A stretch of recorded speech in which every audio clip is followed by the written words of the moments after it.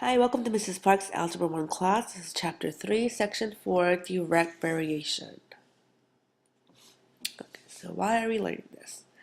Bianca is saving her money to buy a designer purse that costs $295. To raise the money, she charges $12.50 per hour to babysit her neighbor's two children. The slope of the line that represents the amount of money Bianca earns is 12.5, and the rate of change is constant. So what we mean by that is Bianca earns $12.50 per hour, and that's a constant. The rate is constant. Okay, so a direct variation is described by an equation of form y equals kx, where k does not equal 0. The equation y equals kx illustrates a constant rate of change, and k is the constant of variation, also called a constant of proportionality. So we're talking about ratios here and proportion. So per hour, she gets $12.50. So if this was an equation, it would be y equals 12.5x, where x would be the number of hours. Okay, slope and constant of variation. Name the constant of variation for each equation. Then find the slope of the line that passes through each pair of points. Okay.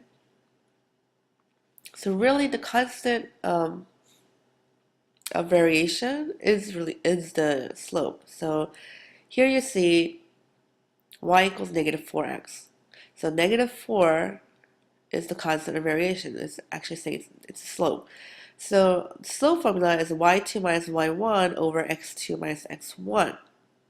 So when we have a point here and here, 0, 0, and negative 1, negative 4, you can put that as x1, y1, and x2, y2. If you plotted it here, so you're taking away the y's. So you do 4, here you go. The y's are 4 minus 0. Oh, actually, that was in blue. So let's put it in blue. Let's coordinate the colors with the text. Okay. So you have a 4 minus 0 for the y. And then over negative 1 minus 0 for the x. And you have 4 minus 0 is 4, negative 1 minus 0 is negative 1, which is 4 over negative 1, which equals negative 4. Okay, so that's how we find the slope. And you see there, that is the slope negative 4. Okay. Okay, so here the constant of variation is 1/2. Oops, I want to make sure you'll be able to see that. Okay, is 1 over 2. So let's see if that's true with these 2 points. Okay, and this point here, even though it's not written here, you know that's 0, 0. Okay. So again, you take the y's away on the top. So you can do 3 minus 0. And then for the bottom, you have 6 minus 0. 3 over 6 equals 1 over 2. So you see the constant of variation is the same as the slope. Now, if you're confused which one is y2 and y1, you can do either or. We did here 3 minus 0 because that's easier. But really, if you have 0 minus 3 on the top, and you have 0 minus 6 on the bottom, you have negative 3 over negative 6, which is same as 1 over half, 1 over 2. So it's the same. So it doesn't matter which one is y1 and x1 and y2 and y2, as long as you're consistent. Okay, if this is going to be the x1 and y1, then this is x2, y2. Right? Alright, so here's your turn, 1a and 1b. Name the constant of variation. You know it's 1/4. And then find the point, the slope, using these 2 points by using the slope slope formula. So the slope formula is y2 minus y1 over x2 minus x1. Okay, so use that for these points and find the slope as well, and come back when you're done. Okay, welcome back. And graphing a direct variation. So whenever you see direct variation, you know it's going to go through 0, 0. Okay, it always goes through that point 0, 0. So graph y equals negative 6x. Write the slope as a ratio. So you know negative 6 is same as negative 6 over 1. Okay? Any number is same as the number over 1. So here you have negative 6 over 1. We did rise over run, so that means rise 6, run 1, but it's to the negative, so you're going to run to the left. So,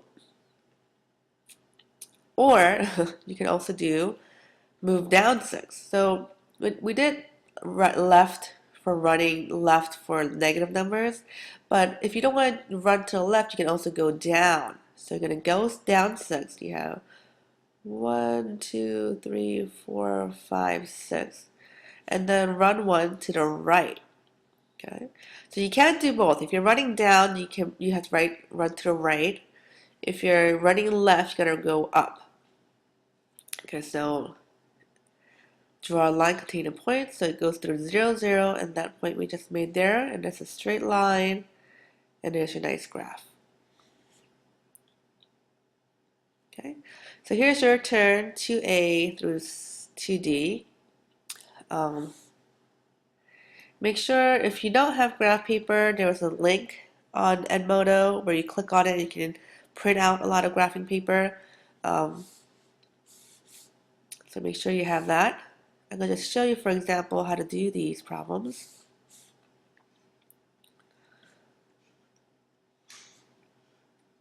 Okay. So let's try this one. 2 over 3. They're going to all start at 0, 0. Okay, so you know that's your 1 point. Okay, so on your graph, 2 over 3, you're going to rise 2, 1, 2, run 3, 1, 2, 3, and yours should look nice on a graph paper. Your homework should not look like this. It should be on a separate sheet on a graph paper, okay? So that's just one example. 3 over 4, you're going to rise 3, run 4 to the left because it's a negative. So watch out for those negatives. If it's a negative, you're either running left or you're going down. You can't do both. You can't do one or the other, okay? So go ahead and do that and come back when you're done. All right, welcome back. Here's a concept summary. Direct variation graphs. Direct variation equations are in the form of y equals kx, where k is not 0. The graph y equals kx also passes through the origin, so you know it goes past through 0, 0. Okay. The slope is positive if k is greater than 0. So if y equals kx and k is greater than 0 is positive, and it goes to the right top side. If the slope is negative, y equals kx, so k will be a negative number, and it goes to the left. Okay. All right, write and solve a direct variation equation. Suppose y varies directly as x, and y equals 72 when x is 8. Okay, so you know direct variation equation is y equals kx. Okay, they're saying if y equals 72 when x is 8, what is k is what they're asking. So instead of y, you put 72. Instead of x, you put 8. Now you have 8k equals 72. Divide each side by 8, and you get k equals 9. Therefore, the direct variation equation is y equals 9x. Okay, that's your equation there. Use the direct variation equation to find x when y equals 63. All right. So you have y equals 9x. Okay, that was your equation you found here. So what is x going to be when y is 63? So you have 63 equals 9x. Divided by 9 on each side, x equals 7. Therefore, x equals 7 when y equals 63. Okay, here's your turn number 3. Suppose y varies strictly, so I'm going to write the equation y equals kx, right? So y varies directly as x, and y equals 98, and x is 14. So I find out what k equals. Okay. Y equals kx. And now you're saying y is 98. I don't know what k is, but x is 14. Find out what k equals, and then using that equation, y equals kx, and now you put the k there, find out what y is when x is negative 4. Okay, here's a real-world example explaining estimating using direct variation. Travel. The distance a jet travels varies directly as the number of hours it flies. A jet traveled 3,420 miles in 6 hours. Write a direct variation equation for distance d flown in time t. Okay, so d, distance, equals r, the rate, times time. So you have 3,420 miles equals, I don't know what the rate is, but it went for 6 hours. Okay, so now you have this equation, 3,420 equals r times 6. So here I'm going to solve for r by dividing by 6 on each side, and r equals 570. That means the r, the rate, is 570 miles per hour.